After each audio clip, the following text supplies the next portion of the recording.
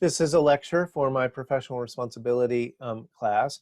We're near the very end of the group of rules under 1.8, which are about lawyer conflicts. And in this particular lecture, we're going to be talking about imputation, 1.8K, imputation. I have a slide up here that's showing a mashup photo from President George W. Bush and Barack Obama.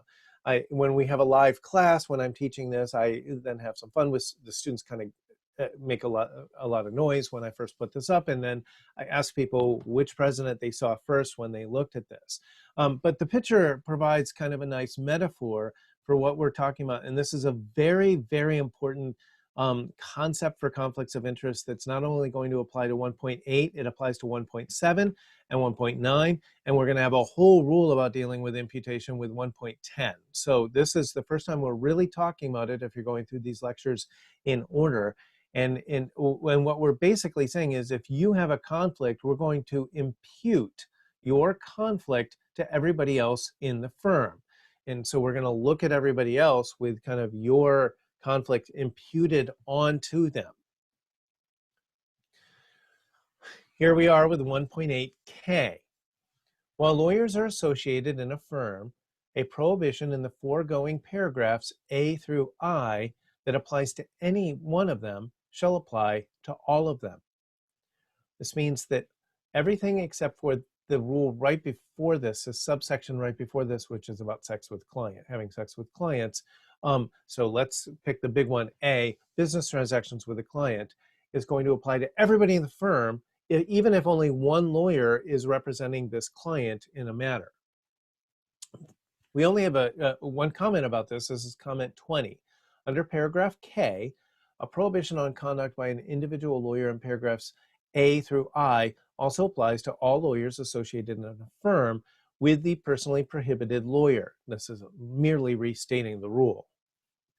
For example, here's our example. One lawyer in a firm may not enter into a business transaction with a client of another member of the firm without complying with paragraph A, even if the first lawyer is not personally involved in the representation of the client. And so, in other words, if another lawyer in your firm is representing a client, let's say in a divorce or something like that, and you work for that firm, if you're going to buy a house or buy a car from your colleague's client, you're going to have to satisfy all of the disclosure and documentation, writing, and signature requirements of 1.8A for business transactions with clients. Now, the prohibition set forth in paragraph J, which is, I have in all caps, no sex with clients, is personal and is not applied to associated lawyers. In other words, if another lawyer in your firm is representing someone, you can sleep with their clients. Or if you get sexually involved with your client, we can have another lawyer in your firm take over that case, and they can represent that client, and you could, in theory, continue with the representation. Now, I have a little bit of life advice for my students if you're watching this. This is not going to play well for you with other people in your firm, that you're asking them to take over your clients because you keep sleeping with them. And so people are going to be talking about you behind your back. It doesn't reflect well on you and so forth. You're really just better off finding other people to have relationships with than the people you're representing while you're representing them. And so it is going to create all kinds of problems for you in your professional life if you insist on sleeping with your clients.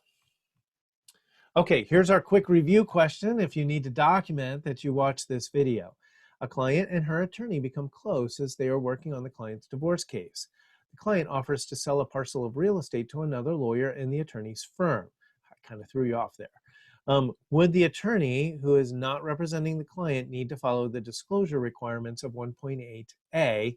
Yes or no? Hopefully you know the answer to that from watching this video. If not, I would encourage you to review the video so that you're clear on this.